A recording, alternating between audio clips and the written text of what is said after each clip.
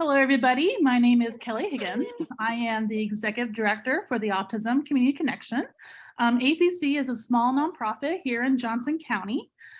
We serve individuals and families affected by autism. We have several different programs. We have a young adult program, a summer teen program. We fund counseling sessions for individuals and families. We provide family support. We have numerous social activities and events throughout the year. Our next one coming up is Breakfast with Santa on December 3rd. So if you're interested, get registered soon because it fills up. I'm going to turn this over to Gordon Holmes with MassMutual. Gordon, thank you so much for joining us. It's a pleasure. All right, absolutely. Let's see here. We've got a loaded agenda, so thanks everybody for making yourselves available, and it's nice that we have a good group this evening. We will touch on several topics this evening, so there should be something for everyone. We have several slides on government benefits. We have several slides on ABLE accounts, and we've got also some slides on planning for the future and options available to us as parents and families and so forth. So yeah, so I think that it should be helpful to everyone. A couple of quick housekeeping things. Questions are not only allowed, they're encouraged. And since we have a small group, then let's be sure to have some questions. If you want to, let me see here. If you want to put something in chat, feel free to do so. That's fine. We do have a chat function as a result of utilizing Autism Community Connections Zoom. And so we thank you for hosting and sponsoring that, where we have chat available. Otherwise, being a small group, if you also want to unmute yourself and jump in with a question while we happen to be on the slide that addresses your issue, then feel free to do so. We'll keep things informal. By way of background, I'm a certified financial planner, so I've been in practice for a little over 40 years. And my practice focuses almost exclusively in assisting families in the special needs community with both the legal, the financial, and government benefit issues. So for the last 25 years or so, I've pretty much been focused on sleeping, and breathing special needs as a parent of a 27-year-old on the spectrum, and also as a practitioner. So my team and I work with families throughout the state of Indiana. We have an office here in Indianapolis, located on the north side near 96th and Meridian. There's also an office in Louisville, which is convenient, of course, to families in southern Indiana and on down into Kentucky. All total, I think we work with somewhere around 3,000 families. And so it's a considerable body of work. And as a result of that, the breadth of human experience and what we see, et cetera, is so very broad. And it prepares me well for quite the variety of situations I find myself in helping and working with families. We do have a PowerPoint presentation, and so I'm going to be bringing that up on a share screen basis. I also want to make you aware that as a result of being so kind to participate in this evening's workshop, I'm pleased to extend you a free follow-up consultation. And I do mean free. There's absolutely no cost whatsoever. And the consultation provides the opportunity to drill deep into the subject matter we covered this evening and see how it applies to your situation and see where you're at in your journey and what may be some appropriate next steps. Taking advantage of the free consultation is as easy as responding to the email that will come from Jamie Sturkey, our parent advocate and relationship coordinator.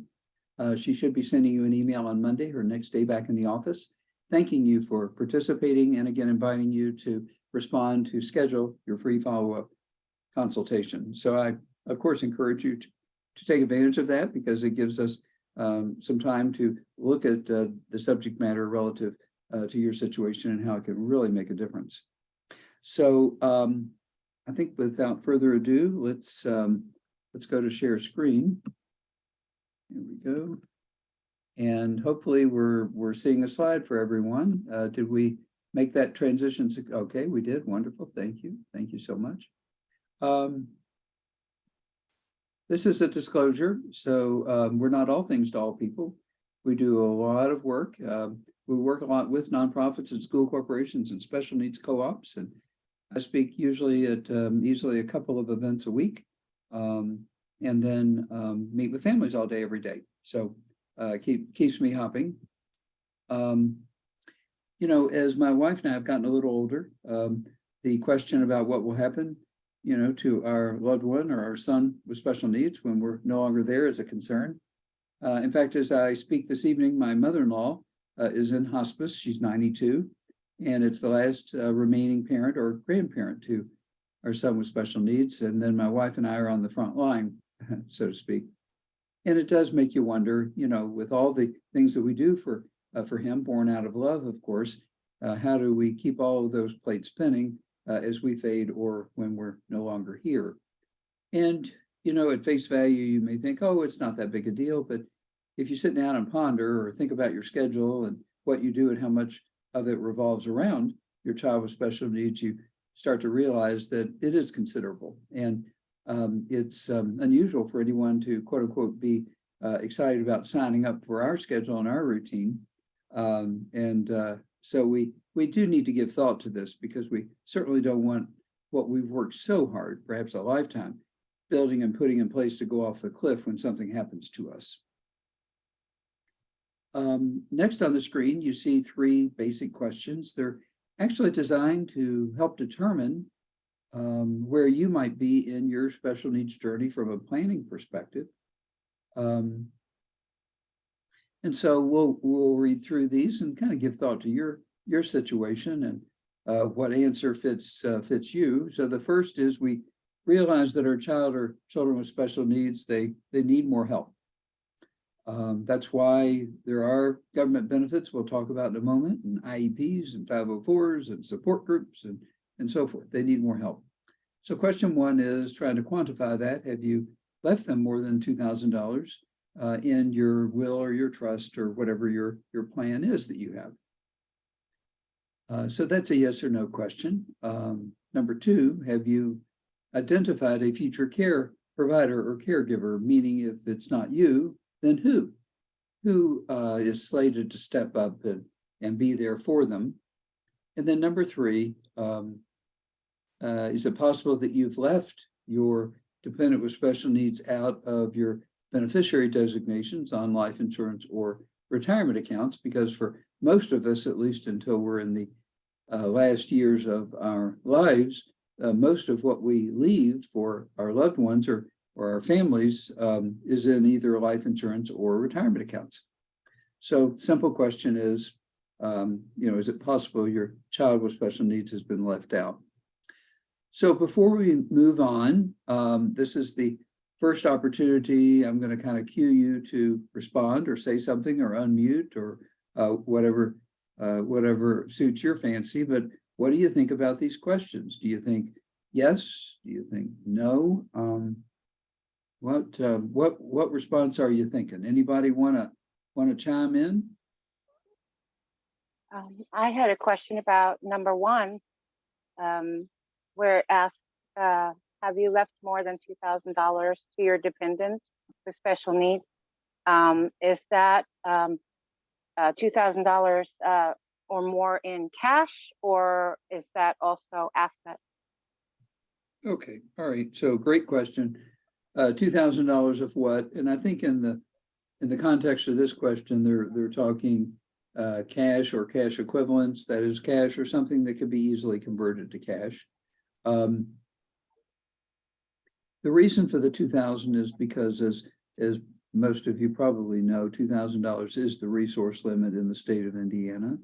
And if our loved one with special needs has more than that in a checking account, a savings account, an IRA, UTMA, Uniform Transfer to Minor Act account, custodial account,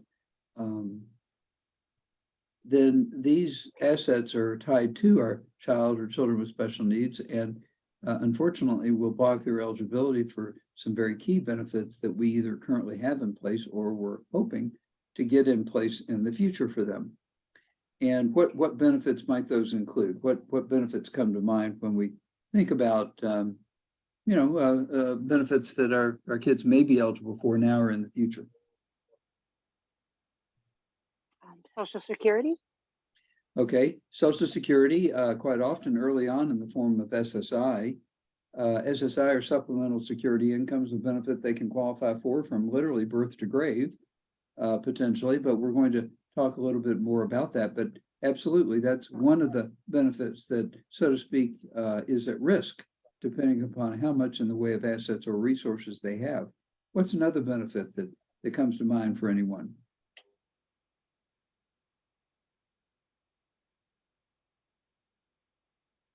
Well, a little later, we're going to talk about Medicaid and Medicaid waivers. That's a very popular benefit that parents and families pursue, partially because it doesn't matter how much money a family has or how much income the parents make. A parent's assets and income are separated from the child when it comes to determining eligibility for a Medicaid waiver. So sometimes families are very surprised to learn that despite being upper middle class or being able to pay their bills and doing okay financially, that their child or dependent with special needs can still be on Medicaid, receive waiver services, this type of thing. So pretty exciting stuff there. So question one is a bit of a gotcha type of thing, because it would present in such a way that you would feel want to be able to answer yes, that I've left them more than $2,000, but in reality, answering yes to question number one spells trouble ahead, because when they do receive that more than $2,000 you have allocated for them, they can become ineligible for benefits. Literally, they can lose benefits as a result of assets inherited or gifts received or monies accumulated. So please keep that in mind. Okay, question number two, have you identified a future care provider? That's that special person that's in their life and is going to step up and be helpful. It may be the guardian or simply a caregiver, future care provider or giver, that type of thing. But so we're going to talk about that question, because at face value, it would seem, of course, I would want to answer yes to that. Not all families are there. That is, they may have hopes and dreams of someone or a person stepping up, but the question's never been asked, the conversation's never been had, and parents, really don't know, and they're awkward and uncomfortable because they know they need to engage with the person or people on that conversation, but they've simply not done it. And that's because they want to avoid the awkward, and down deep, maybe they're concerned that the answer may be no, or there may be hesitancy for someone to step up and fulfill that role. So we'll talk about that and steps that you can take to make that conversation a lot more positive and actually land in the direction that you hope it will. Number three, those beneficiaries. So I tell you, like I said, most of what we leave for those that we love are life insurance, maybe life insurance at work, maybe a term policy you have on your own, maybe a whole life policy your parent or parents took out on you when you were much younger. And then maybe it's a 401k or a 403b or a 457b or F, or a simple, a SEP, an IRA, a Roth. There's just all kinds of retirement options out there. So question three is, who's the beneficiary? If you're married, there's a good chance you've listed your spouse as the primary beneficiary, but then it's the contingent. So in the unlikely event something would happen to you and your spouse, then who's up next? Usually we list our children. And we would be reticent to leave our child with special needs out and have them disenfranchised, etc. But unfortunately, they're being included as a beneficiary sets the stage for them to receive a portion of that IRA or Roth or 401k, and also to receive some share of life insurance, etc. And when they receive that, it's treated as an available resource, and the very funds that they receive or that you left for them, hoping it would enhance their quality of life, forces them into a losing benefit situation because of the presence of that money. So we'll take these and talk about remedies and what we can do to improve on the situation. All right. Answering yes, though, to any of those questions indicates a need for planning. So what you thought might be the right answer, in essence, is an answer that spells trouble. Answering yes to any of these indicates trouble ahead. So we're going to talk about some legal and some financial issues. And let's start with legal considerations, and we'll look at some of the legal issues and documents that are a part of the process. And one is last will and testament. So last will and testament is usually referred to by the short name, your will. And the name is actually telling, because when it says your will, you would think, you know, somebody is iron-willed or strong-willed or this type of thing. That means they, you know, they're headstrong, and they really care about what they think and how they see things. So your will is your opportunity to for your thoughts and how you see things, and with your estate or what you own to be handled consistently the way you want it to be. So your will is your opportunity to slice the pie and just decide who's on the ins and who's on the outs. Your will is an opportunity to determine who is guardian of your minor children or guardian of an adult child if you've gone to court to obtain guardianship. Then speaking of guardianship, your will can specify who you want to follow you as guardian. A last will and testament is incredibly helpful and so inexpensive. And really everyone should have a will. Then if you have children, you should definitely have a will. And then if child or children have special needs, it is a must. So fortunately, we have an informal network of attorneys throughout Indiana and Kentucky. And we work with them all the time. And as a result of that, fees are typically more reasonable than what is being charged out there. We're able to afford more reasonable legal fees to get things done for families and so forth. But we're going to talk about all of these issues coming up with additional slides. So let's move forward. So the last will and testament, why do you need one? Well, if you don't have one, the state has one for you.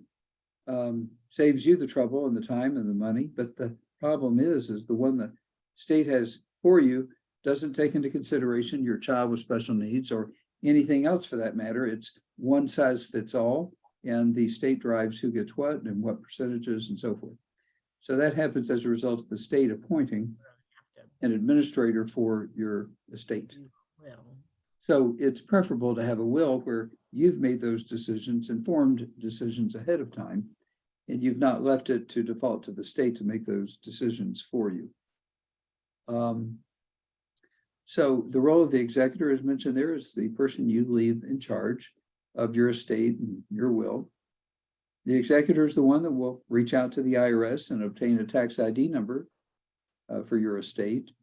And they'll be in charge of investing whatever funds, be it cash or insurance or this type of thing that is left. And so you've got an executor, you've got a trustee, and then you have a guardian where they're a minor child or you've gone to court to obtain guardianship. So the big roles are trustee, guardian, and the trustee, guardian, and executor. So the executor again runs the show for usually 9 to 12 months after death, so forth. So again, the three big roles are executor, guardian, and trustee. One person can do all three, or you can have three different people, each perform one of these functions. And then you can even have a teaming effect where a couple of people are pulled together to do one or more of these responsibilities. If we move from wills to trusts, a will was standard fare 50 years ago. Trusts have become more popular. And so people are frequently setting up trusts. And to try to give you a visual, a will is like a snapshot. It's your situation at the time of death.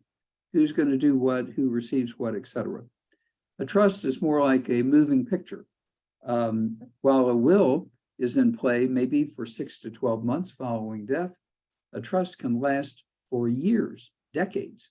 That is, you set up the trust, you passed away, you left something to the trust, and literally a lifetime later, that trust can still exist and follow the directions that you set up with the trust. And so again, you've been gone for decades, but you're literally still calling the shots because of how you set things up and left it to a trust. And of course, the idea is to provide financial oversight, also to see that the resource is respected, invested appropriately to grow. You also want the trust and trustee to be involved with the trust beneficiary and pay for things that are helpful to them, et cetera. So, yeah, so the role of the trustee is very important. All right, so let's circle back and answer some of the questions that we posed earlier. And the first question, of course, was the resource question, and there you go. If you leave anything over $2,000 in most states is about 34 of the states have the $2,000 limit, to a person with a disability, they automatically lose eligibility for most government benefits. So it's hard to imagine that a small amount as little as $2,000 can actually sweep them off of SSI, Medicaid waiver services, possibly food stamps if appropriate. But the answer is yes, that it can. So it's generally not a good idea to accumulate assets in the name of or under the Social Security number of a child with special needs. Now, $2,000 is the limit. So if you want to have $500 or $1,000 in a savings account, no problem. It's when you and or other family members keep making gifts or deposits into the trust, into the checking or savings account for the child with special needs, that you have a problem. It also is a problem when a grandparent passes away and leaves $5,000 to each of their living grandkids, and you have one of them or more. And the 5,000, of course, significantly exceeds the $2,000 resource limit. So again, the $2,000 is something to keep in mind. We will be talking in a few minutes about remedies, meaning what are things that you can do to stay under the $2,000 resource limit, but you have to be careful. Okay. All right, we're going to transition into a discussion about SSI, Supplemental Security Income. It's paid for from general revenues. It's not paid for by the Social Security Trust Fund. And it's designed to help the aged 65 and older that does not have Social Security retirement. It's also there for individuals with blind or visual impairment and people whose disability, who have a disability and they have income of little or nothing. So SSI can be from birth to grave. For many families, the child with special needs becomes eligible at age 18 because that's the point at which the parents' assets and income are no longer considered in the equation process. But prior to then, there's a formula that you can go through to determine SSI benefit amounts, et cetera. So we'll at least look at a little bit at that as time allows this evening. But to be eligible for SSI, there's a financial component. So the resources of the individual, if 18 or over, the family, if under age 18, have to be strained. There's again a financial needs criteria. And the SSI benefit provides a monthly stipend that's tax-free for both federal and state. And that tax-free benefit is therefore applied to utility expense, food, mortgage payment or rent, that type of thing. And for 2023, and I've put some new numbers in this just in the last couple of weeks, but in 2023, so just a short 7 weeks away, the maximum SSI benefit amount is going all the way up to $914. And that's from an amount of 841 in the current year. So in a single year from 841 to 914. Wow. Big jump. Big, huge.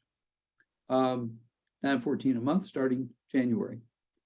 We will talk in a moment about what affects the amount of the Social Security benefit and why your child, if they are receiving SSI, may not be receiving the 841 or 914 as of January. So we'll talk about that. Please keep in mind for SSI, the $2,000 resource limit does apply.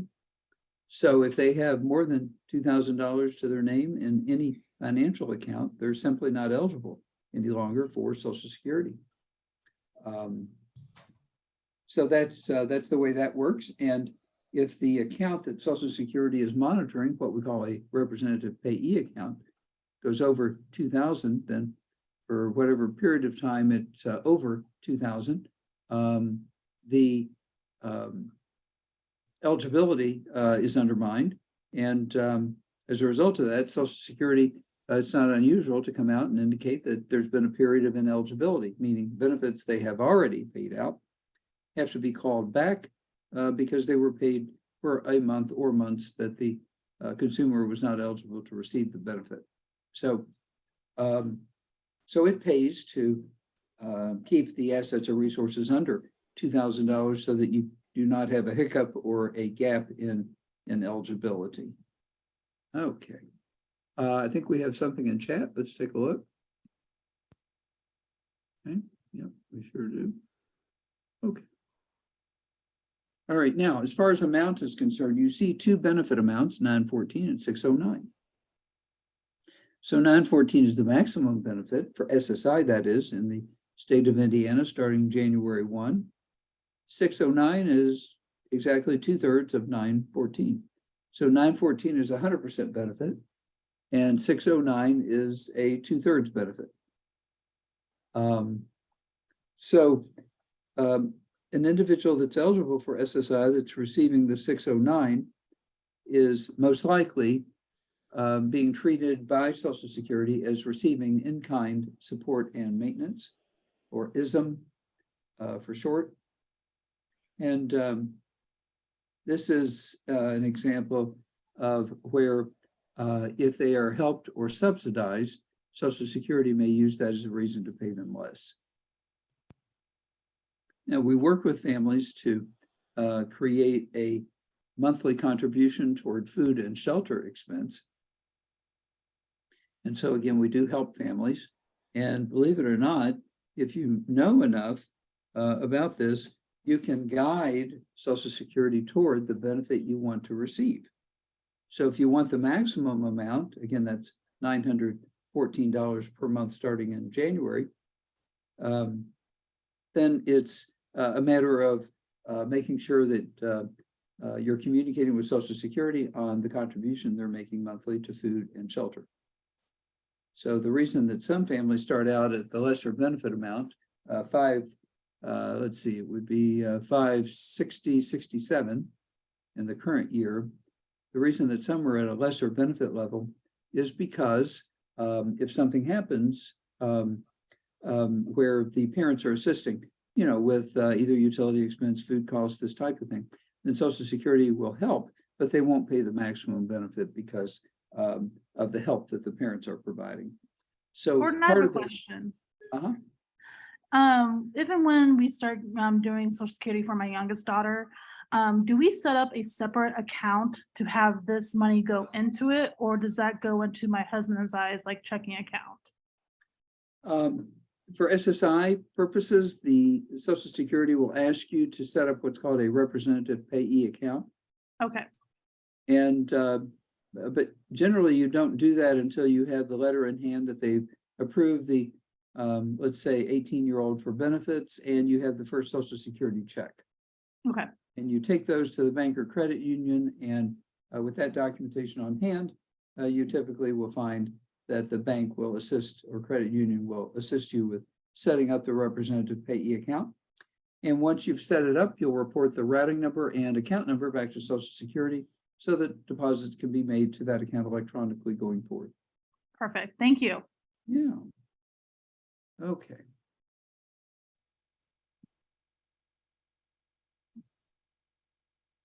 All right, another slide on SSI. At age 18, eligibility is based on the child's income and assets, not the parents.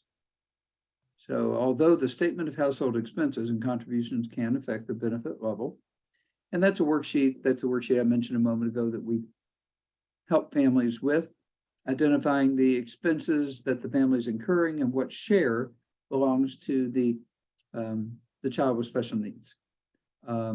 So through that process, we are successful in many cases at having the child, then 18, approved for the higher or maximum benefit level as opposed to the 2/3 benefit. So understanding these things just a little better can generate a higher benefit amount. Then once they're approved, there are just a few things that affect the benefit amount.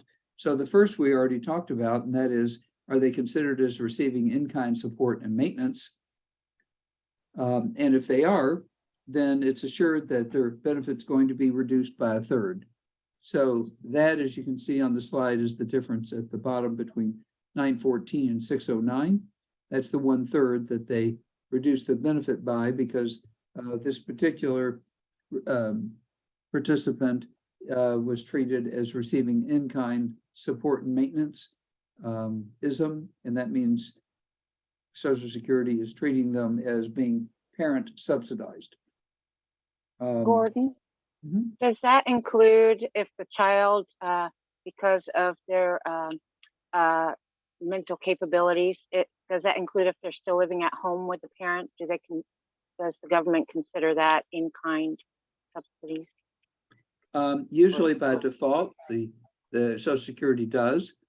And so when 18-year-olds, 18, 19-year-olds apply for SSI and are approved, more than half of the time, Social Security will approve them at the lower benefit level. And at a minimum, this gives Social Security the license to deliver the back payment of anywhere from 5 to 7 months of benefits at the lower level. You know, it's like we know what they're up to. Yeah. But we're successful most of the time at getting the benefit raised, not necessarily from day one, but after the back payment, when regular payments start coming in. We have a system, a formula, so to speak, and working with families that is almost fail-safe to getting the benefit increased up to the full level, again, 914 as of January. And that makes a difference, because for starting next year for the first time, the difference between being considered as receiving in-kind support and maintenance and not is over $300 a month. So we're talking significant dollars for how they classify your child. Yes, thank you. Sure. So once the benefit's approved, then there are a few things that weigh in on the amount received. One is, are they treated as receiving in-kind support and maintenance? That's one. Number two, do they have earned income? Number three, do they receive child support? And those are the biggest issues that affect benefit amount. So let's unpack some of those so that you kind of understand how Social Security works and how important it is to actually have the higher benefit level, because in some cases, Social Security reduces the benefit.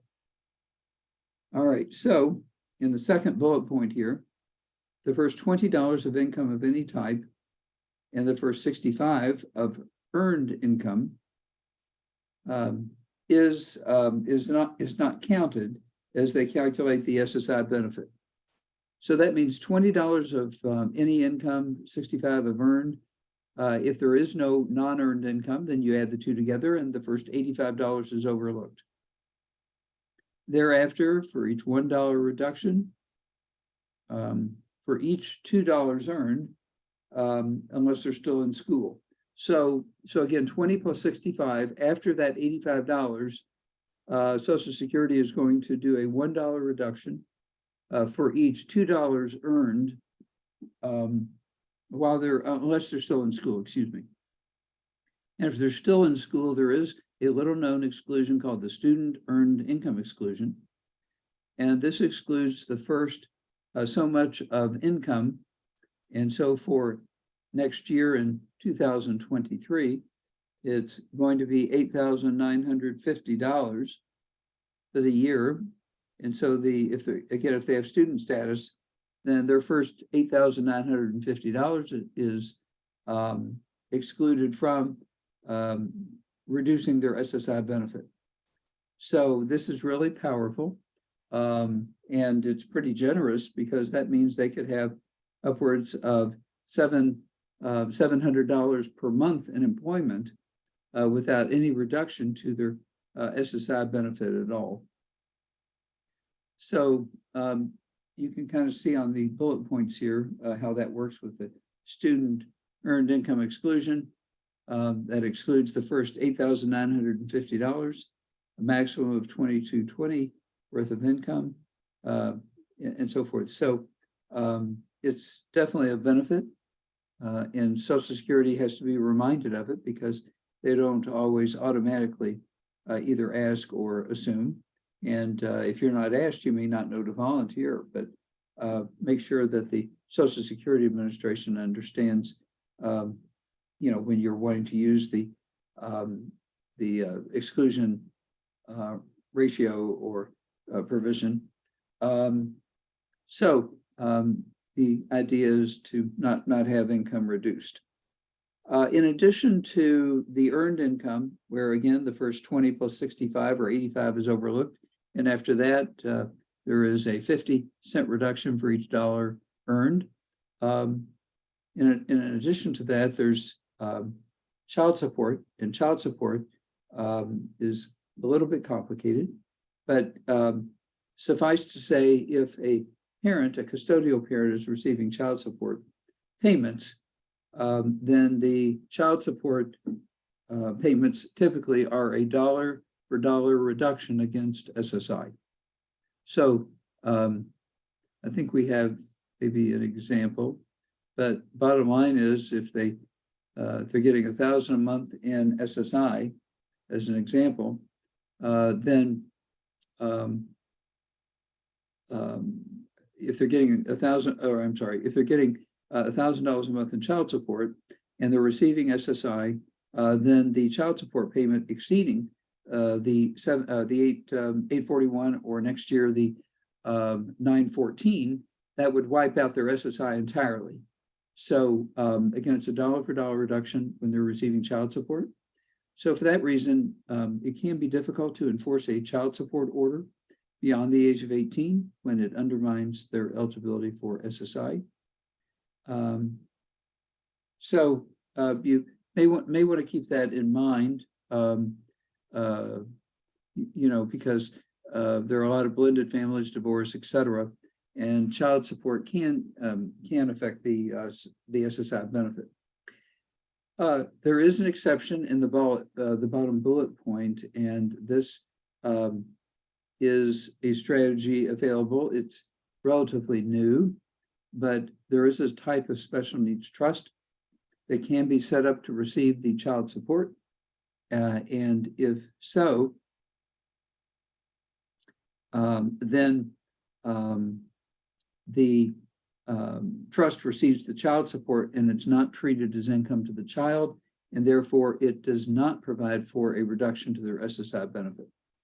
So this is utilizing one of the types of special needs trusts that we'll talk about in a minute, but there is a certain type of special needs trust where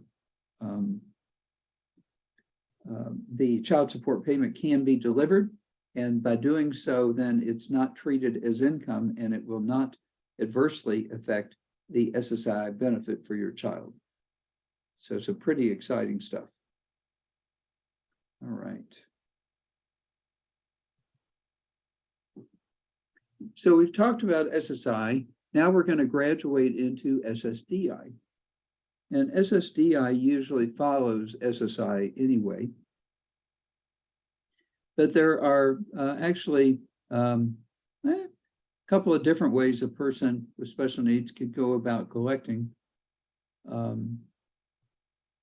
a Social Security benefit on the disability side as opposed to SSI. SSI is Supplemental Security Income. SSDI is Social Security Disability Insurance or Income. So there are a few things that would basically have to happen for your loved one to be eligible to draw Social Security Disability, SSDI. And it's wonderful when they can, because as long as you stay under certain parameters, there is no reduction in the benefit amount based on working like there is with SSI. But pausing for a moment, the SGA limit, which is shown on the screen, which is the substantial gainful activity limit, is going to, for 2023, jump up to $1,470 per month, which is mind-boggling. We've had nice increases in recent years, and to think that it's over 1,470 or there per month is remarkable. Okay, now some years ago, individuals with blindness were lobbied for by a network of people, and they were successful in getting through Congress, where it's 1,470, and then if a person is statutorily blind, then actually they can earn up to $2,456 per month. So these are limits on what a person can earn without it having an adverse effect on their benefits. So usually a good idea is to take the situation and keep the limits in mind. Employment and these government benefits go together beautifully hand in hand. It's just when you're kind of pushing the envelope or going to the very max that you can sometimes run into trouble. Okay, the benefit can continue throughout the adult's lifetime. So getting this adult child benefit from a parent can last a lifetime. Very cool. The benefit can continue, and then child benefit, because it's paid on a biological, adoptive, and some instances by a step parent. And then for an adult person with a disability to begin entitled to this child benefit, one of the parents. Now, this is what we call disabled adult child benefit. So this is where usually an adult with special needs or disability actually is able to draw off of a parent. That is, they can draw off of a parent's wage history. The good news is there's no reduction to what the parent draws. This is over and above. And so it's another example of how the special needs community gets their money's worth out of government benefits, because this is quite rich. In fact, your adult son or daughter with special needs can receive on a monthly basis 50% of your age 67 Social Security retirement benefit. So if you look it up and it's $4,000 a month for you at 67, then literally they could draw over $2,000 per month off of that benefit. So the benefits are really strong and extremely helpful. You've got Social Security for the parent, Social Security for the child, and then we're going to get into a discussion on Medicaid and waivers. Okay. What we have in our arsenal is amazing these days. What we're able to do, it's great. As far as Medicaid waivers are concerned in Indiana, believe it or not, there are 5 waiver programs. Most people don't know there's that many. The BEADS office that you may have heard of, the Bureau of Developmental Disability Services, through the BEADS office and their network of providers, they manage the home and community-based waiver. And then you have on the mildly affected and some amount of diminished capacity, you may be executing instead the family, putting in place instead the Family Supports Medicaid waiver. Has a budget of close to $20,000 per year. There is a wait for it. If you do have a parent that is a veteran, then that, or possibly a first responder, sometimes deference is given to them in the queue to come up and be targeted. Okay. Yeah, so for the waivers for those that kids that have a developmental disability, then for the waiver, you will want to make contact with your waiver office. And the waiver office in Central Indiana is in Glendale near Kessler and Keystone. And we can make referrals and help people get going with this. Most of you on the call this evening want to have a Medicaid waiver for your child. So that's healthcare and waiver services. That's because once they're, as they get a bit older, then they're no longer in school. They do not have the level of programming that they've been accustomed to. And so sometimes parents are scratching their heads trying to figure out, what activities or what things that can be put in place for them. But certainly do not rule out employment because there's a record number of our special needs population in the workplace now. So it's a real opportunity that exists out there at this time. Okay. Next, we'll transition from Social Security to special needs trusts. And special needs trusts are a very special vehicle. Special needs trusts got their start, for the most part, in OBRA 93, the Omnibus Budget Reconciliation Act of 1993. And it's an incredible opportunity for us as a special needs community to look after and provide for our loved ones with special needs. It makes a huge difference. Let's see here. As far as what it can provide and restrictions, what it can provide is relative to the funding for it. So there are different levels of funding, but the better funded the events and so forth are, the better the quality of life, etc. So, but what can it provide? Most anything that will enhance the quality of life for your loved one with special needs. The restrictions are very limited. You have a trustee, you need a trustee, you need a trust beneficiary.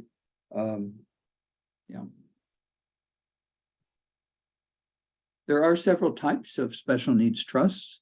And this is an opportunity to mention that whether you work with me or someone else, it is complicated. And so because of that, it's best to work with individuals that deal with this on a daily basis. Some people, even well-intentioned, make mistakes and it can be costly. But we'll touch on a few of these types of special needs trusts, etc. Starting off with a third party. Oh, actually, we've got ABLE thrown in there. Let's see here. Yeah. All right, we'll stick with this slide for a moment. The third party special needs trust is the type of trust that a parent or grandparent sets up to gift money to or leave money to their loved one with special needs. And so it starts out as a document, so many pages bound together. And then it grows over time. And the objective with a third-party special needs trust is to create a safe haven where assets can be placed, gifted, inherited, etc., to enable the individual with special needs to both continue to be eligible for means-tested government benefits, but on top of that, they are able to enjoy a higher quality of life because of funding in the special needs trust. So the special needs trust is an opportunity for the parents' good works to continue years after they're gone.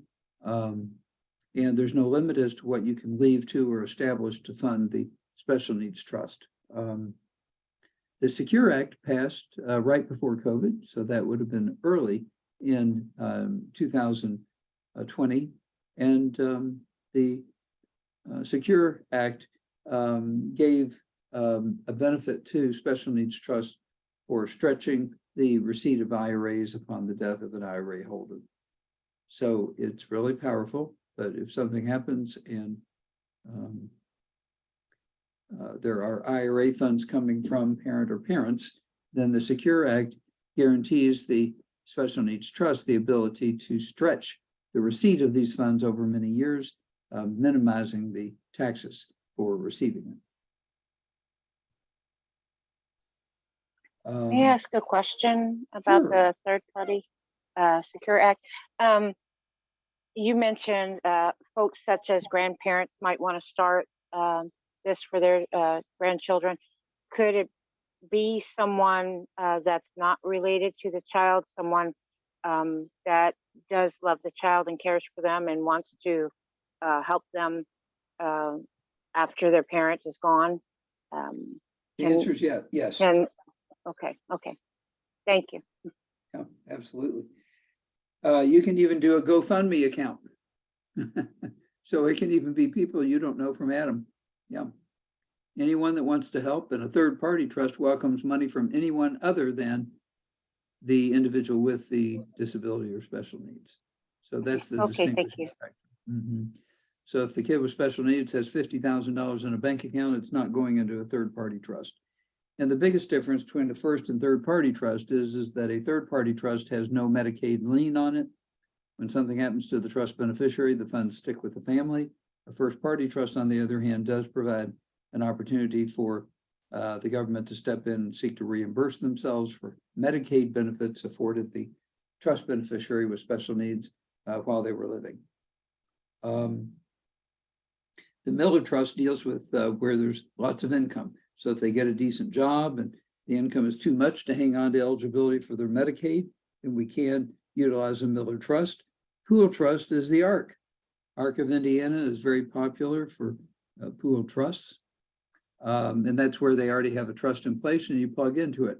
The good news is that it's prepackaged and fairly easy to work with. The downside is that you give up authority because family is no longer the trustee. You've ceded control of this, or the trustee to the ARC. The ARC provides trustee services and they do a great job. It's just different avenues, different ways to do things work better for some families than others.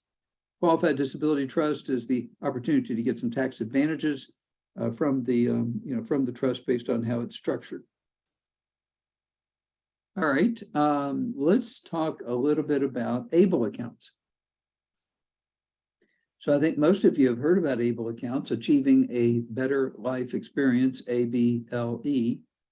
And it was passed into law back in 2014. So I guess we're closing in on the 8th anniversary.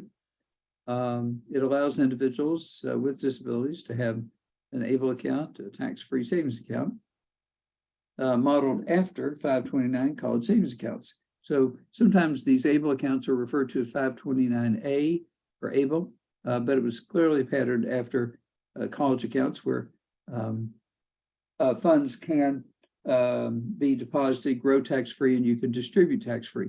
And you can do the same with an ABLE. You can set up an ABLE account.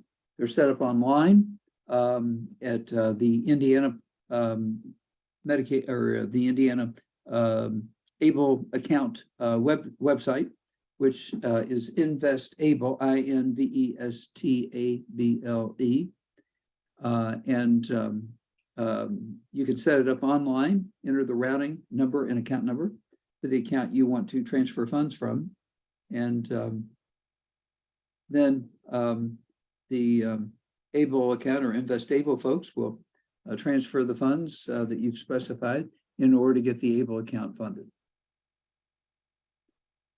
Okay.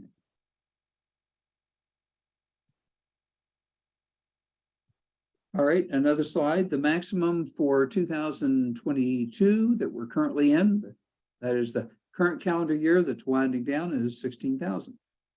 For next year, inflation is driving all of the numbers up. And so for next year, the limit is going to be 17,000. So 16 through the end of this year, and then 17,000 is the limit for 2023.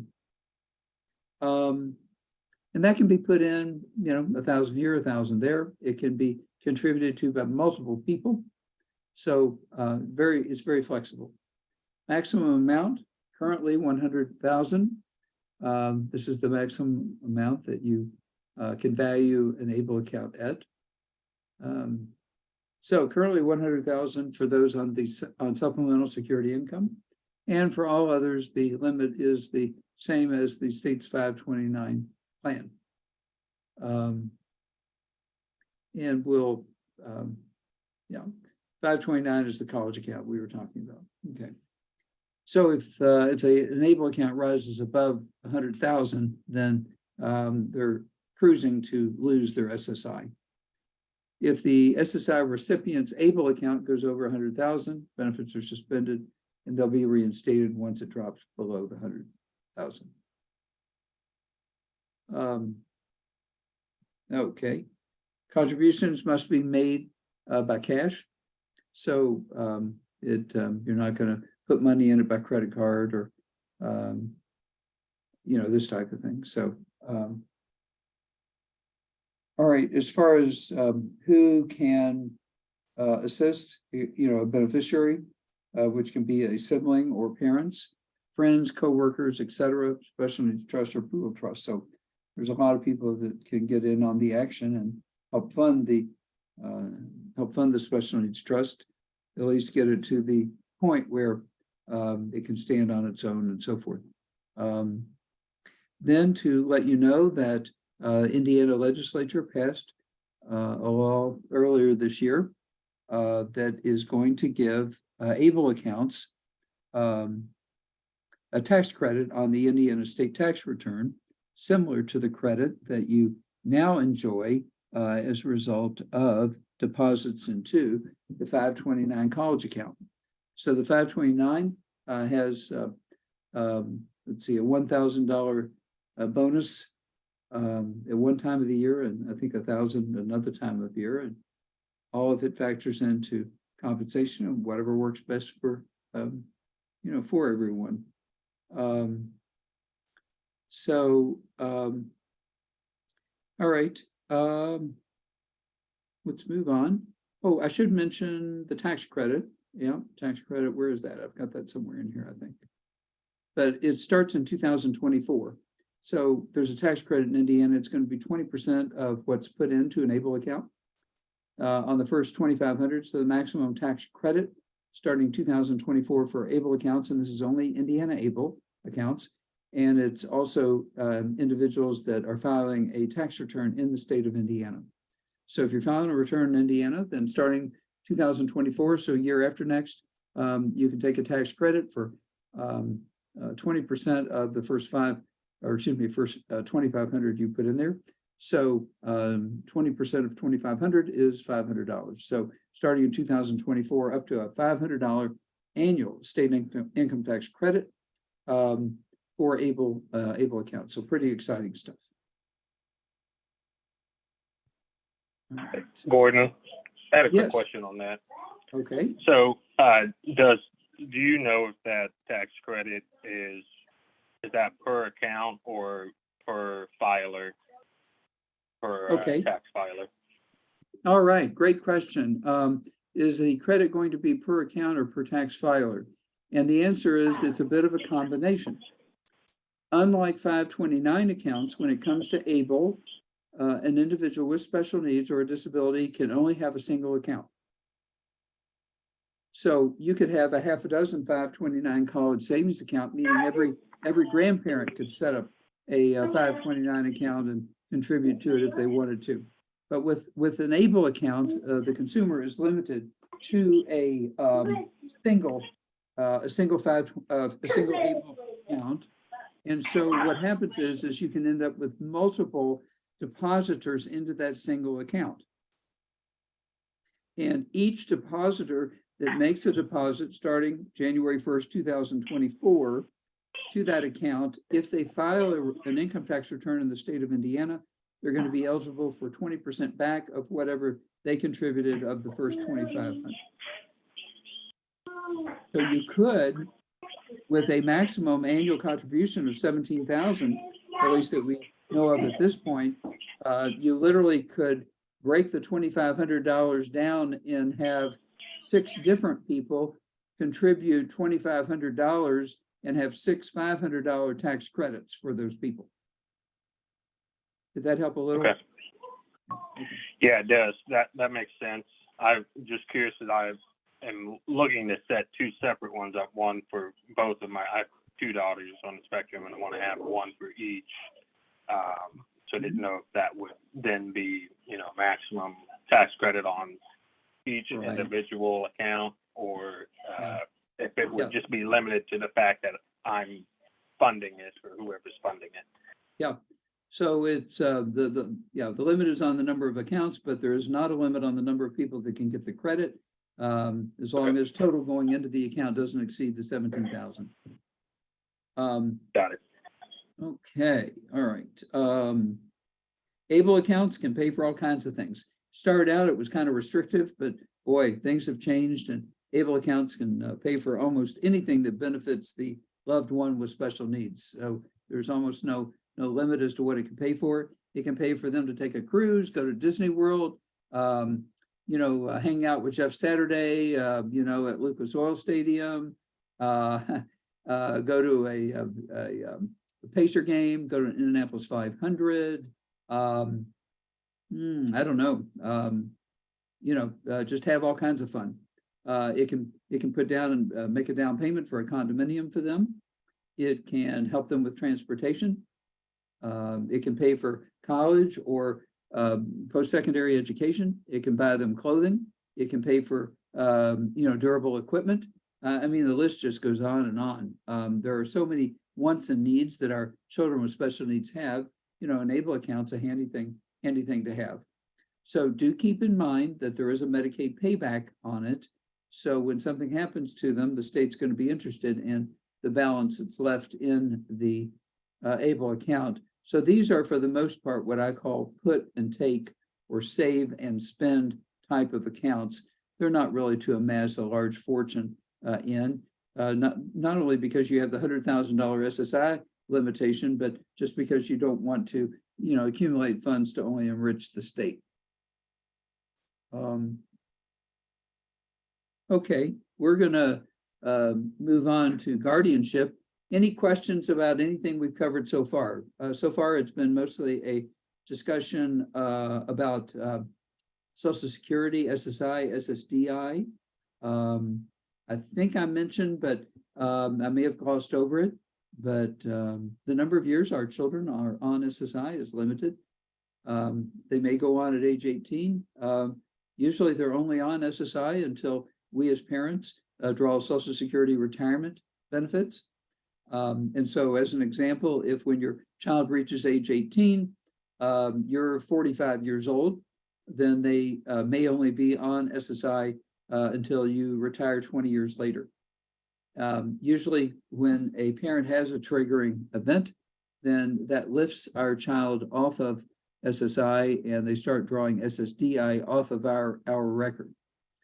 So if there are any of you, maybe 45 and older, that are kind of wondering when you want to retire, then we should really talk, because your retirement plans will have a meaningful impact upon your adult child with special needs, quite substantial. We talked about SSI benefits maxing out at $914 as of next year. The adult child benefit, or the benefit our children can draw off of our work record, can be as much as $2,000 or more per month. And you heard me right, $2,000 or more per month. So the Social Security benefits, especially with the inflation driving stuff up, have really gotten rich. And so it's important to apply for SSI, even if you're not just 100% sure how this thing's going to turn out, meaning they're either still in school at 18 and we're not sure if it's diploma track or certificate track, or we're hoping for Ivy Tech for them or employment or this type of thing. Usually the best suggestion is to go ahead and apply for SSI at 18 and not wait until you've got all your answers. Because if you wait too long, such as until they're after age 22, then you may make it very difficult for them to ultimately draw off of your work record. Three things need to be in place for them to draw these massive amounts of Social Security benefits off of your wage record. And those three things are that their disability is documented with Social Security prior to the age of 22. So the best way to document their disability or special needs with Social Security before age 22 is to apply for SSI before 22. So if you do that, then they're in the system prior to 22. And even if, again, you're just not sure if they'll ultimately qualify or what direction things are going, at least it's some additional tax-free, tax-free stipend in the meantime. And it helps to preserve their potential eligibility in the future to draw off of your record. Whereas I said, the benefits can be $1,500 a month, $2,000 a month, this type of thing, depending upon what the highest income earning parent ultimately draws in retirement for themselves. But if they're capable of full-time employment, great, go for it. But you'll want to be careful because sometimes working a little over a limit actually penalizes them more than the added income benefits them. So they're nearly always financially ahead to work or have employment. So I'm a big advocate of employment, but we want to be cognizant of such things as substantial gainful activity or what Social Security considers as maximum income amount, et cetera. So for next year, that maximum amount is $1,470. That's $1,470 is the maximum amount that they can earn and still be classified as disabled by Social Security. So if they exceed as of next year, as of January, the 1,470, then Social Security will eventually reclassify them as non-disabled. That may be something to celebrate, but it can mean a loss of some benefit. So we simply want to approach things thoughtfully. Okay, by the way, there are three criteria for our adult children to ultimately draw off of us. And one is that their disability be documented prior to 22, as I indicated. The second is that they remain single. So if they remain single, it helps them in their quest to draw benefits off of a parent. And number three, that their earnings does not exceed the SGA or substantial gainful activity limit, again defined next year at $1,470 gross wages per month. So we just figure out how much they're making per hour and how many hours they can work and try to stay within the bumpers, so to speak, in order to maintain their eligibility for these very valuable benefits. And if they're capable of more, go for it. It reminds me of the iconic Forrest Gump scene where he has the braces on his legs and he starts to run, and the braces, of course, mysteriously drop off his legs, that type of thing, and much the same with government benefits. We want to have a safety net in place for them as they're reaching for the stars, but ultimately we want to make informed decisions on where is the lane for them to be and what's going to be the best fit for them. Okay, all right, so thank you for listening as I rambled on about government benefits. We do have Medicaid waivers coming up, I think yet. So let's see here. Let me see if that's coming.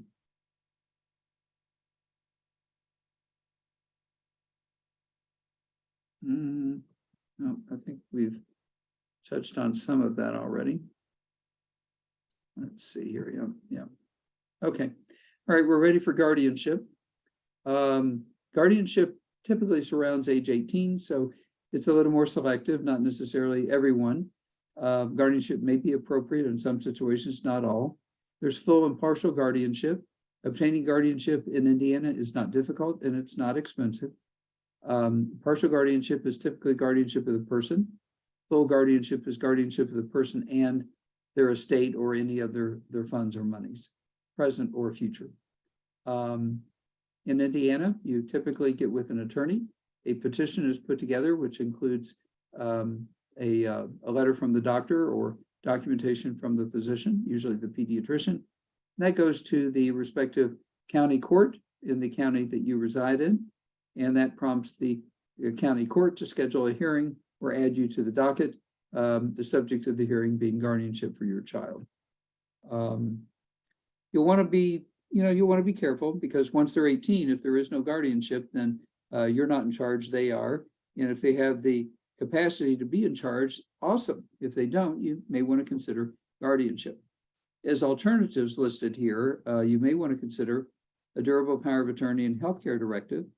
If they have capacity, meaning their ability to think and focus on these things is strong, then you may want to consider having them sign or execute a durable power of attorney and healthcare directive.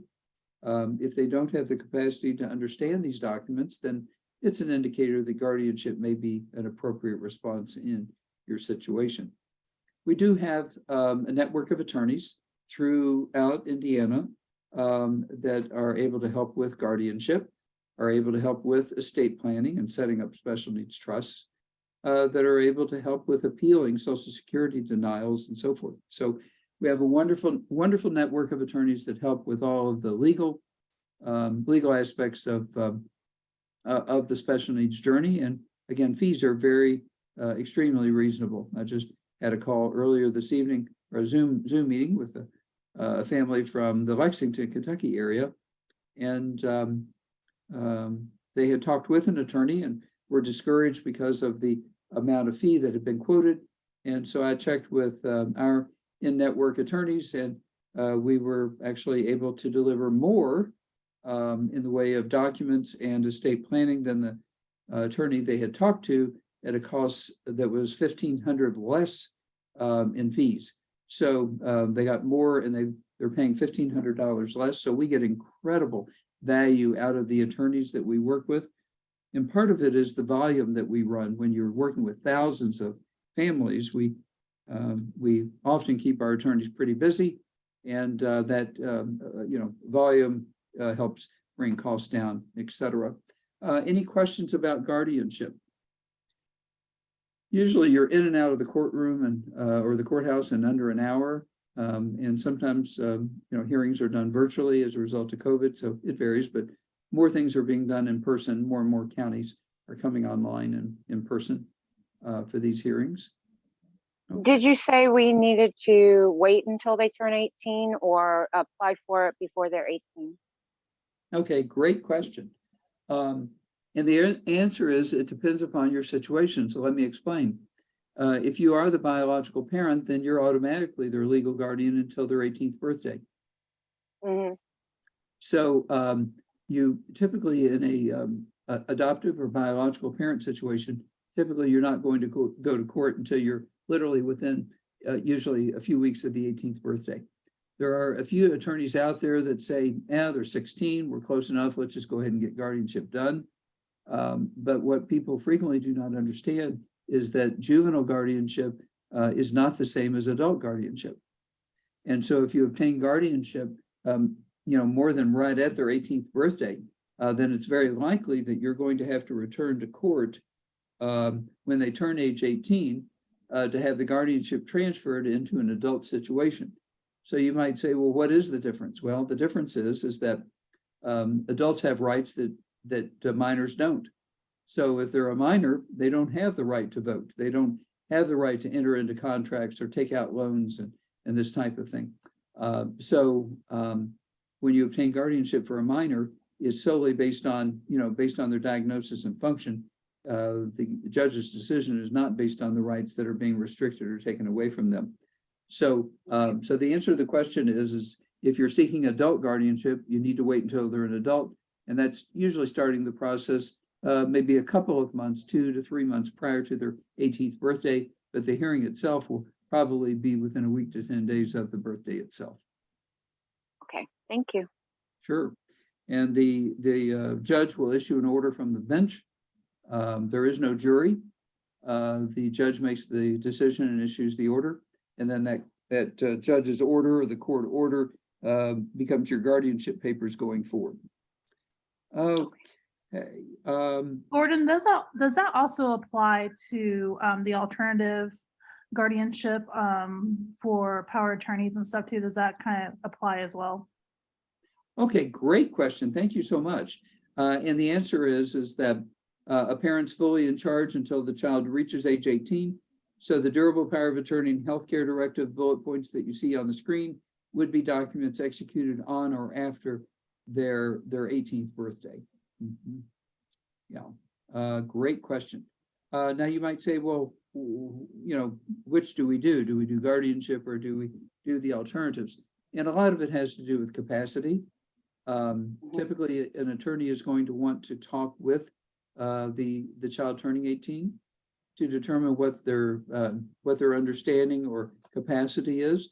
And if that 18-year-old understands what a durable power of attorney is and can understand what a healthcare directive is, then the attorney may encourage you to exercise and execute those documents in lieu of guardianship.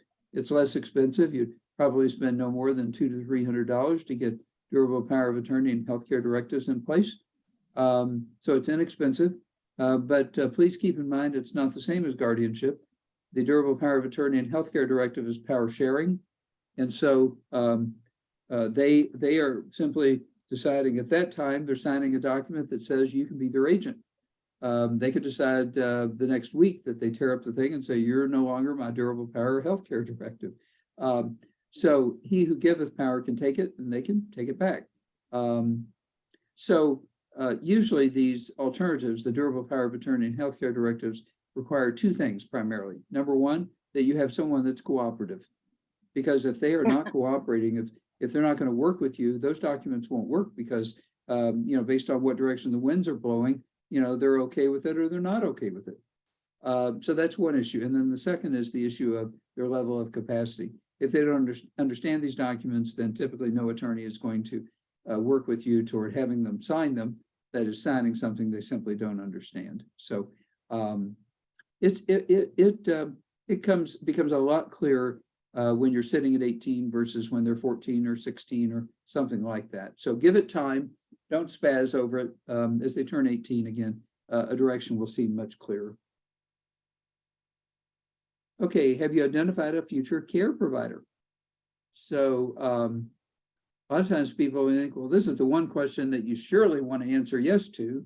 However, the concern here is how well prepared is the person that you've selected to carry things forward? How equipped are they? How prepared are they? How well informed are they? And so we encourage families to complete something called a letter of intent. And a letter of intent is a caregiver guide, an owner's manual. It's what you intend for your loved one that is stepping in to take care of your child with special needs to know about them. This is a picture of an actual document. We have it in fillable Word form. We also have it as a booklet in paper form. Some people like the paper, other people like the fillable Word document, but there are questions and one simply clicks and answers questions, types and answers, and the document comes together. But, depending upon the complexity of the situation with your child with special needs, this letter of intent can be a godsend, an absolute godsend. So I know in my case, my son who's 27 has a special diet because of the Crohn's disease. So that's in his letter of intent. He goes for monthly infusions at the university hospital. So the whole process of how that works. So routines and schedules, they get up in the morning, get to bed at night, medications, doctors, therapists, any government benefit information, who's doing case management, immunization records, a copy of the birth certificate, a copy of their social security card, their IEP or 504, who they recreate with, what keys them up, what calms them down, what organizations they participate in, be it Best Buddies, Special Olympics, information about their school, again, their IEP, what educators are great advocates for them, organizations like Autism Community Connection, your friends, who's supportive, who your village is. I mean, on and on it goes. If something happens to you, having a well-completed letter of intent is priceless because information that it might otherwise take them months to figure out, they can have at their fingertips in a matter of minutes. It's incredible. Now, a little bit ago, I did mention that there were four things that most of our family members that are going to step up and be guardians or caregivers would like to see. And letter of intent is one of them. That is, they want that owner's manual, that caregiver guide. They also want to know that there's a group of people like Team Matt or Team your Bobby or Susie or whatever They want to know that they're not signing up to be a caregiver of one, but there's a group of people that will be helpful. And there's actually pages in the letter of intent for who all these people are, that type of thing. And so that's very cool. They also want to know that government benefits remain in place. And if you don't plan, they're not going to remain in place, because when your child inherits just as little as $2,000, they're toast. There goes the Medicaid, there goes SSI, and you're going to have a family member stepping into a very messy situation. So really important to have a special needs trust in place and to make sure everything that's going to be routed to them routes to their special needs trust instead of directly to them. As long as that happens, benefits are retained, there's not an interruption of services, and your family member that steps in to be helpful takes over a well-oiled machine. It's wonderful. The fourth thing is that they want to know that there's someplace to turn to pay for what the government can't or won't. And that's a well-funded special needs trust. It is so powerful. Yeah, really powerful. I remember someone that it was a sibling situation. The parents had passed away recently, and the sister of her brother with special needs moved her brother from Wisconsin down to Indianapolis, the Indianapolis area, I should say. And he had lived with his parents up in Wisconsin, and then for a brief period of time, there was a fantastic supportive living situation that was located on the edge of a state park. And oh my gosh, they got to do stuff in the park. It was just unbelievable. Unfortunately, it changed hands as the parents were fading and passing away. And the new owner was very profit concerned, and a lot of the extras and activities and so forth got cut. And it became, shall we say, a much less pleasant situation. And so the sister decided that she needed to bring her adult brother down to central Indiana, where she was located, so that she could be more involved. Well, of course, I met with her several times and gave her a list of places to go visit and look at as two options for his supported living.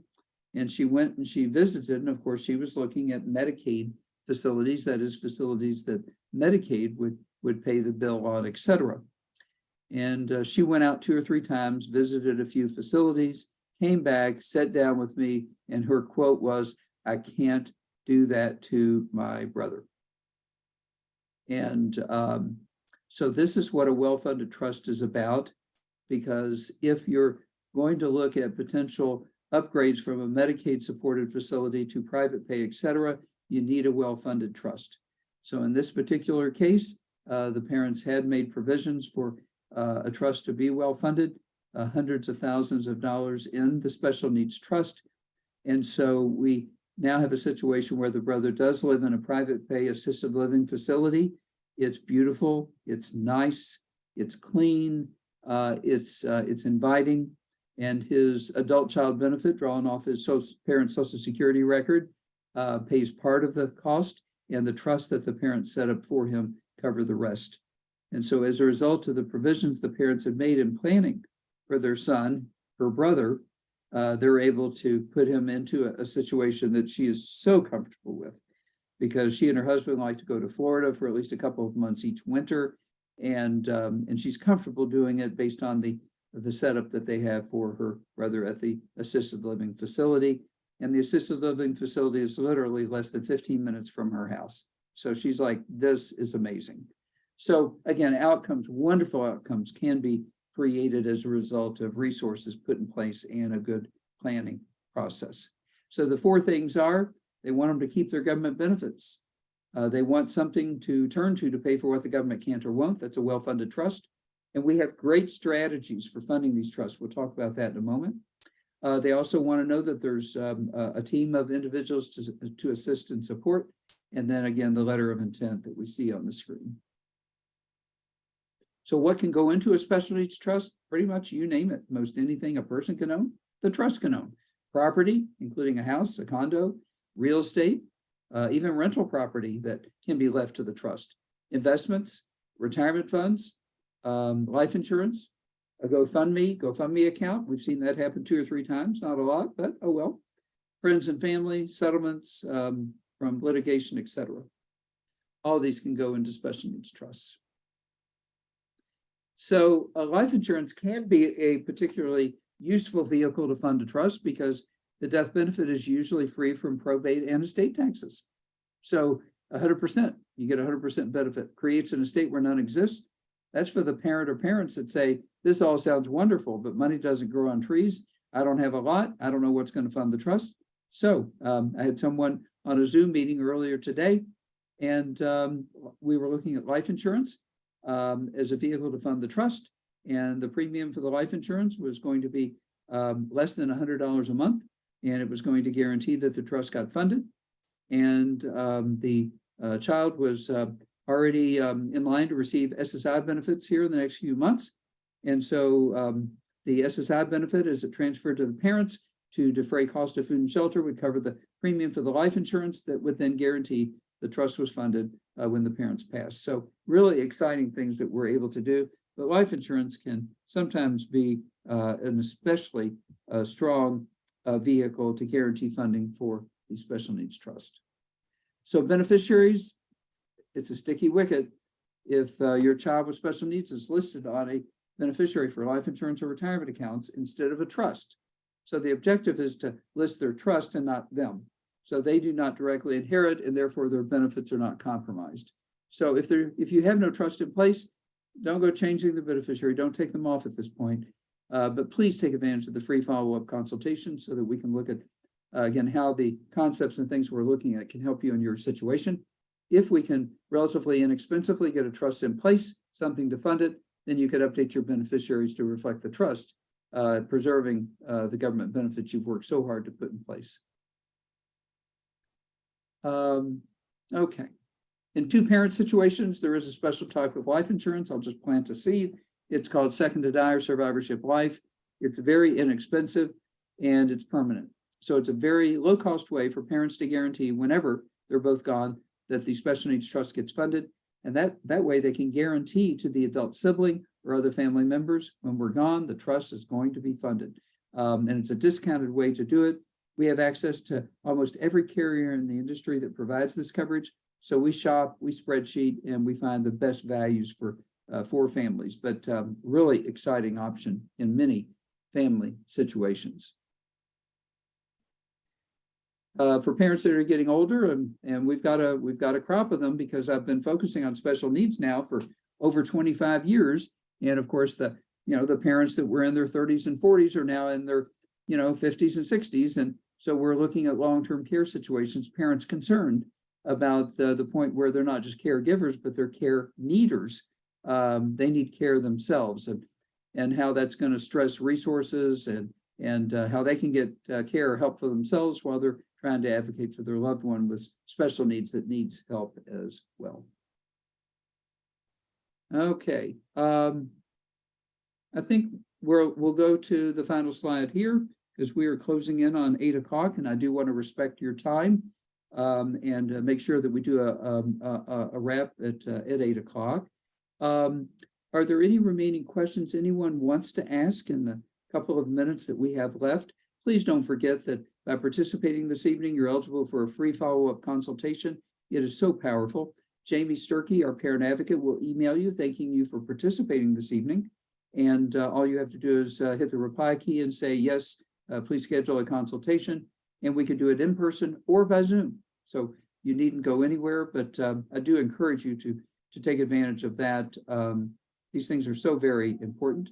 But if you want to take a snapshot of that or something, those are the offices both in Indianapolis and Louisville. Also, I should mention my website, www.gordonfhomes.com, only because upcoming events with more workshops like this, sometimes on various topics, are listed there, and they're all open to the public. So certainly feel free to register or join in. Any questions, please? I see nothing in chat. Anyone have any questions? We covered a lot in 90 minutes. I have a question, Gordon. Okay. But first off, just thank you for spending the time to do this. It's really, really helpful. I really appreciate it. Just one question I had is maybe, there's a lot of this stuff that's tied up into the state regulations and state rules. If there's ever a time where we move states or move to a different location, is that something that you guys can help us with, or or at least, how does that kind of work if we ever had to move into a different region or state? Yeah, the answer is with 3,000 families, believe me, every year. Every year people are moving. So, and we have families all over the country that we continue to work with. I do work with or participate in 2 professional organizations. So we have an expanded network of special needs attorneys across the country, and we can certainly continue to be helpful. I could also advise before you move, if the state that you're thinking about is a winner or not a winner, because it's not fair. It really is not fair, and it's not the same all over the country. Most states are really making an effort to do a decent job, but some states are resource deprived. I mean, Kentucky to the south, as an example, if you're on the spectrum, you're going to wait 14 years for a waiver. I'm not kidding. The wait is approximately 14 years. It's something they call the Michelle P. waiver. The waiver is amazing, but you wait forever. So there are plenty of people that are close to the river that hop to the Indiana side, move to Indiana in order to, I'm serious. I know this sounds ridiculous, but 12 to 14 years is just untenable for some people. I mean, you know, every situation is different, but being a parent of a child with special needs should not be a sentence. You should have help. Yeah, but I'm familiar with a number of states, and then I have resources to go further. As far as all the peripheral states, as an example, Kentucky's a bit challenging. Illinois is move. I hate to say it, it's a phenomenal state, but it's the management of resources, shall we say, is not good. Michigan is not quite Illinois, but not terribly behind. A lot of people, Michigan will live on the Indiana side, commute to work. Ohio, not too bad. So you can see winners and losers.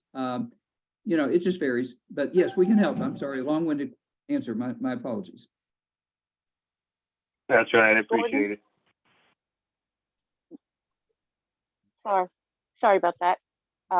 I saw when you were flipping through the slides that there were 3 types of insurance. I was curious about that. 3. Go ahead. Yeah. I've got the people coming through cleaning the office. I'm so sorry. Okay, sorry. No, that's okay. That's all right. Okay, no, the 3 what? Help me out. One of your slides, about 3 or 4 slides back, there were 3 dots and it said types of insurances. Okay. Oh, yes. Okay. There. Yeah. Well, okay. So survivorship life, I mentioned, that's coverage that actually insures 2 parents together and provides a benefit on the death of the second parent. That's super popular because it does not expire. So just because you turn 65 or 70, it doesn't go away. The premiums are discounted, and well, in my case, I'm a single parent. I'm a widow. Okay, so that's right. why I was curious. Okay, right. So in that case, we have here different types of life insurance. So in a situation like yours, there are coverages I call permanent term. So not all life insurance has to be whole life, where the premium is, you know, like, ouch. And so we specialize in coverages that maximize the leverage between your premium and the death benefit. So you pay the leastest to create the most to fund the trust. Okay, thank you. I'm sorry to have to ask. No, I have access to hundreds of carriers. When I said we spreadsheet and we look for the best values, I was not kidding. We save families thousands of dollars on life insurance, and we do a lot of this. Actually, in my practice, we have well over $1 billion, as in B as in boy, well over $1 billion of life insurance in force. And so when we talk to these insurance companies, they're listening, and we just don't take no for an answer. Okay, This is thank you, all about Gordon. advocacy. Seriously, when I've got a mom or a dad or somebody that's like, I gotta have something for my kids' trust, I am not going. You know, we're going to make it happen. We are going to make it. Wonderful, thank you. Yeah.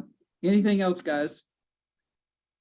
All right. Wow, what an amazing group! I have had a blast. I'm so thankful for you all and the questions and participating and and so forth. You'll hear from Jamie, and I look forward to meeting with many of you as a follow-up. And I yield back to Kelly for doing such an incredible job with the Autism Community Connection group and all the stuff that's going on. So I take it back to you for anything to wrap up. Again, Gordon, it's a blessing to have you on here and great information. I'll also, Gordon, actually Jamie will probably send me the presentation slides, so I will email that out to everybody as well. I'm sorry, that's my dog behind me slurping on water.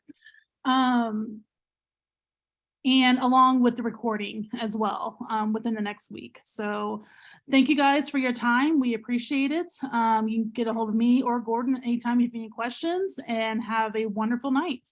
Alrighty. Bye-bye, guys. Thank you, Kelly. You also. Bye, Thank you. Gordon. Bye, Bye. Kelly. Bye.